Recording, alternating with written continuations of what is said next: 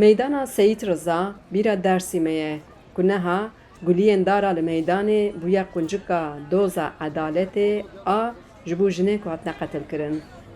Lêd aliyek de ev meydan cihek jêneger e ji bo mêvanên Festîvala Munzurê. Her kesên ku hatine bajêr bi taybet li pêş peykerê Seyit Rıza wêneyên bîranînê digirin. Festîvala Munzurê di nava Kurdan da gelek navdar e ku ji çaraliyên Tirkiyeyê welatî bi taybetî tên dîtina vê festîvalê. پر زدم بخواست باتن ایرو بو قسمت ام کیف خوشن انسان بدری گرو کنن گاون دنیا گرما ما گرمایتا وان ما هونک دکه 24 Festîvala Munzurê bihust bi bihust rengê xwe daye hemî bajêr. Jin, kal, pîr ji her temenî Dersîmê ji bo parastina xwezayê çalakiyek li dar xistin. Zona ho vira me kirme her têr tur zona hora qesê keno ma kirman ji me na harda dewreste ma gerek zona ho qesê kirme itixat ho biram me xwe me mare selam mesno nake dena de kutiye hem zona ho qesê kire harda hor wayr vejiye mezelne pikalikon hor wayr vejiye maduna qarşı vejiye yani jar diyarne horek wayrem ve hak rajibo weswar ve bemane weşiye.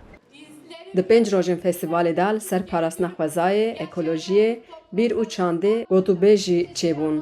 Hate destnîşankirin ji qetlîama Dersîmê heta roja me li ser civak û xwezaya deverê êrîş bê navber bi rengên cuda didomin.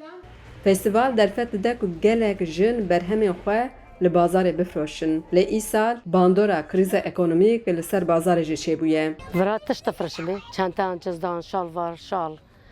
تاکی من هنه، لذیه من هنه. است فستیوال ده امیده مه هبون باید تشکی بفرشنه، پشکی دا پر بفرشنه. ایشال قایشتر ننن جانم بنم. استر دخوازنه که دارن بیاما هر سالی دا هندکته. 26 sal berê yekem car li bajarê Dersîmê Festîvala Çand û Hunerê ya Munzurê li dar ket ku armanca wê parastina xweza, av û ziyaret û ziman û çanda debere Dersîmê ye. Ji ber ku şaredariya Dersîmê bi destê qayûm tê birêvebirin, du salin festîval çê nedibû lê îsal bi hevkariya rêxistinên sivîl 24 Festîvala Munzurê bi serkeftî li dar ket. Koma Agrêjiyan yekem care beşdarê Festîvala Dersîmê dibe. 24 Festîvala Munzurê bi kêf û şahiyê bi dawî hate. Xecî Can Farxîn, Dengê Amerîka, Dersîm.